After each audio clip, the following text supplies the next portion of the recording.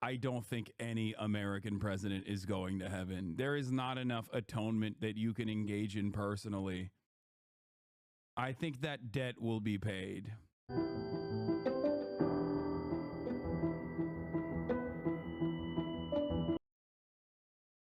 Oh my God. As of 4 minutes ago, according to the Atlanta Journal-Constitution, former President Jimmy Carter died at the young age of 100. Dog, he was 100. Stop acting like you're Nostradamus. I'm not acting like I'm Nostradamus at all. However, I did say approximately 4 days ago that one of my predictions for 2024 was that Jimmy Carter would pass, and many chatters made fun of me, and I told them, look, there are still a couple days before the year ends. That's the only reason why I'm confused by this. Not because, you know, it is a Mickey Mouse prediction. And the obits are coming out. And of course, this means we got to have the #1 Carter hater, Felix Biederman, on the broadcast to talk about this. But like, this is kind of crazy. The tenacious Southerner was turned out of office by disillusioned voters after a single term, but he had a brilliant post-presidential career as a champion of health, peace, and democracy. That is crazy. This was on your list of predictions? Yes. But it's not surprising that this was on my list of predictions. What is surprising is that while this was on my list of predictions, it is a Mickey Mouse one. It is a gimme. It seemed like it was not going to happen. The other two on the list were Bill Clinton and Mitch McConnell. And not only did I thought I got it wrong. I thought he was going to keep it going until 2025. You predict that a man in hospice was going to die and gave a year span to get it right. Okay, first of all, I'm not saying this is a crazy prediction. I think what makes it crazy is that what's crazy is that like it did not happen, and then 4 days ago or whatever, I said like there's still time in this year. Dude, that's a buzzer beater. Like, I'm sorry. That's what makes this unique. Like, nobody thought he was going to live forever. Okay, calm down. Now, of course, Jimmy Carter is a really interesting figure because he has done a lot of personal good. And a lot of Republicans hate him and historically have considered him like the worst president. Seeing him as like a beacon of being a pussy pinko commie, right? What's interesting, however, is that Jimmy Carter, throughout his reign, as every American president, was responsible for a tremendous amount of death and destruction and violence all around the world. And maybe even domestically, he was the leading figure in the neoliberal changes that occurred within Democratic leadership, marking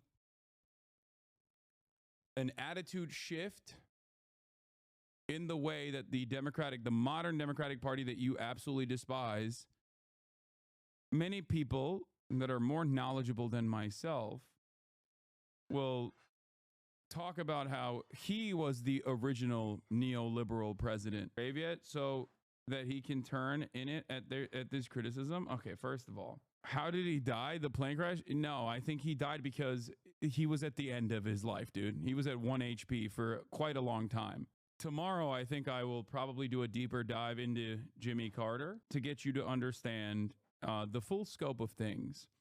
It is one of those unique moments where, like, I do think that even a person who is an otherwise good individual in the helm of power, especially when they are sitting on the throne of empire, American empire, can do a metric ton of evil. because I do think Jimmy Carter is not a bad person. I think as far as like American presidents goes, like individually, I don't think he is as like openly evil. But given the role that he took on, he did a whole bunch of evil shit. He died because he couldn't handle Kamala's loss. He was supposed to get a cabinet position. Yeah. He was a war criminal like every single one of them after FDR. I mean, yeah. It's hard to disagree with him. No, as a person, as an individual, I think Jimmy Carter was a pretty good person. Like he's not like fucking George W. Bush, like where the humanizing component of George W. Bush is that he paints like he paints the dead Iraqi children that he's responsible for killing. Okay, you're absolutely wrong about this. Come on, dude. Jimmy Carter was alive for both the rise and fall of Nazi Germany. Okay, he saw the moon landing. He was alive for the invention of the toast, like the sliced bread, the invention of the state of Israel, and perhaps most importantly, Jimmy Carter was alive for Haktua. And I suspect he was also very taken aback by Haley Welch, also known as Haktua Girl, pulling a rug pull on many Americans, including Jimmy Carter. Perhaps this contributed to his untimely demise. The Haktua coin rug pull probably played a formative role in his untimely demise. How much money do I think Jimmy C had in Haktua coin? A lot. Far too much. From the invention of flight at Kitty Hawk to the collapse of Haktua, Jimmy Carter saw it all. Is it fucked up if I say Jimmy Carter saw the rise and fall of Adolf Hitler and perhaps more notably Haktua? I mean, it's a joke. But you know, we all know how the internet takes the joke. I did it. I posted it. If heaven is real, Jimmy's farming peanuts for Jesus. I don't know if any American president goes to heaven, chatter. If there is a heaven and hell, I don't think any American president is going to heaven. There is not enough atonement that you can engage in personally. I think that debt will be paid. And yes, not even Carter, who did engage in a ton of good.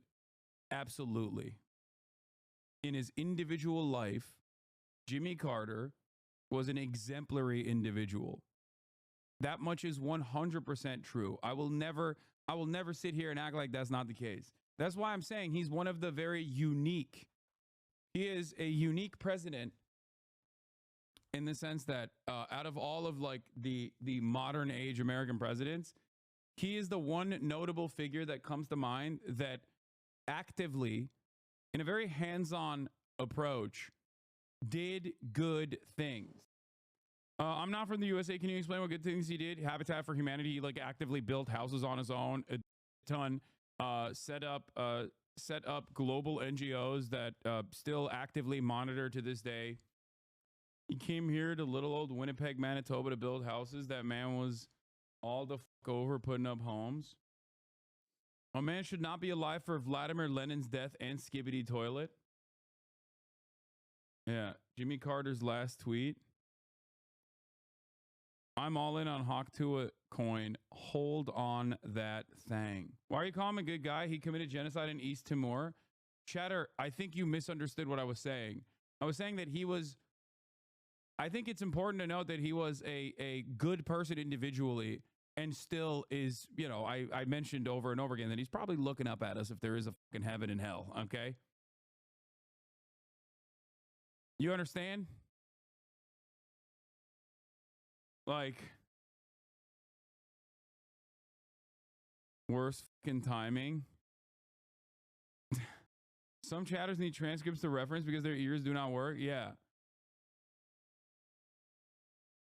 I think it's also really interesting because Like, you can be the best person possible in your individual affairs and yet still do a metric ton of objectively evil things in, when you are sitting on the throne. Jimmy Carter, a no-frills and steel-willed Southern governor who was elected president in 1976, was rejected by disillusioned voters after a single term and went on to extraordinary post-presidential life that included winning the Nobel Peace Prize. Died Sunday at his home in Plains, Georgia, according to his son, James E. Carter, known as Chip. He was 100 and the oldest living U.S. president at the time, of all time. His son confirmed the death, but did not provide an immediate cause. I mean, we can make up our minds on this. I think you just kind of die at that point. As you know, he was literally living on 1 HP for quite some time. In February 2023, in a statement, the Carter Center said the former president, after a series of hospital stays, will stop further medical treatment and spend his remaining time at home under hospice care. He had been treated in recent years for an aggressive form of melanoma skin cancer with tumors that spread to his liver and brain. His wife, Rosalind, died on November 19th, 2023 at 96. Okay. The Carters, who were close partners in public life, had been married for more than 77 years, the longest presidential marriage in U.S. history. His final public appearance was at her funeral in Plains, where he sat in the front row in a wheelchair. Mr. Carter, a small-town peanut farmer, U.S. Navy veteran, and Georgia governor from 1971 to 1975, was the first president from the Deep South since 1837, and the only Democrat elected president between Lyndon B. Johnson's and Bill Clinton's terms in the White House.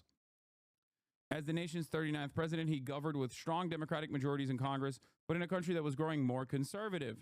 4 years after taking office, Mr. Carter lost his bid for re-election in a landslide to one of the most conservative political figures in the era, Ronald Reagan. When Mr. Carter left Washington in January 1981, he was widely regarded as a mediocre president, if not an outright failure. The list of what had gone wrong during his presidency, not all of it his fault, was long. It was a time of economic distress with stagnant economy and stubbornly high unemployment and inflation. Stagflation, connoting both low growth and high inflation, was a description that critics used to attack Mr. Carter's economic policies. In the summer of 1979, Americans waited in long lines of service stations as gasoline supplies dwindled and prices soared after the revolution in Iran disrupted the global oil supply. Once again, I must repeat my original position that, like, post-presidency, he had a lot of prescient takes on Israel. Apartheid is... this is one of them. Is exactly accurate. You know, here he is on Democracy Now! In 2007, talking about the utilization of the term apartheid when describing Israel. The word apartheid is exactly accurate. You know, this is an area that's occupied by two powers. They're now completely separated. The Palestinians can't even ride on the same roads that the Israelis have created or built in Palestinian territory. The Israelis never see a Palestinian except they're Israeli soldiers. The Palestinians never see an Israeli except at a distance, except the Israeli soldiers. So within Palestinian territory, they're absolutely and totally separated, much worse than they were in South Africa, by the way. And the other thing is, the other definition of apartheid is one side dominates the other, and the Israelis completely dominate the life of the Palestinian people. Why don't Americans know what you have seen? Americans don't want to know, and many Israelis don't want to know what is going on inside Palestine. It's a terrible human rights persecution. I know that this is a joke, but there's nothing funnier than looking at a guy like Jimmy Carter, who was 100 fucking years old and was basically dying in hospice care for the past year. It's like, there's perhaps not a better example of looking at a very open and shut case, looking at a story that does not require any sort of magical thinking whatsoever, and still trying to hammer in a mystical, magical narrative, a grand conspiracy. It is fucking fantastic. It is fantastic. That is far transcends what any outsider would imagine. Jimmy Carter's conditions were, you know, so dire that I feel like if someone killed him, you would consider it like, you know, active voluntary euthanasia at this point. I think it's accurate to say that not a single member of Congress with whom I'm familiar would possibly speak out and call for Israel to withdraw to their legal boundaries or to publicize the plight of the Palestinians, or even to call publicly and repeatedly for good faith peace talks. There hadn't been a day of peace talks now in more than 7 years. So this is a taboo subject, and I would say that if any member of Congress did speak out, as I've just described, they would probably not be back into Congress the next term. Mr. Carter made energy his signature domestic policy initiative, and he had some success, but events outside of his control intervened. In March 1979, a unit of the 3 Mile Island nuclear power plant near Harrisburg, Pennsylvania, suffered a core meltdown. The accident was the worst event for U.S. nuclear energy industry and a severe setback of hopes that nuclear power would provide a safe alternative to oil and other fossil fuels. Mr. Carter's fortunes were no better overseas. In November 1979, an Iranian mob seized control of the U.S. Embassy in Tehran, taking 52 Americans as hostages. It was the beginning of a 444-day ordeal that played out on daily on television and did not end until January 20th, 1981, the day Mr. Carter left office, when the hostages were released.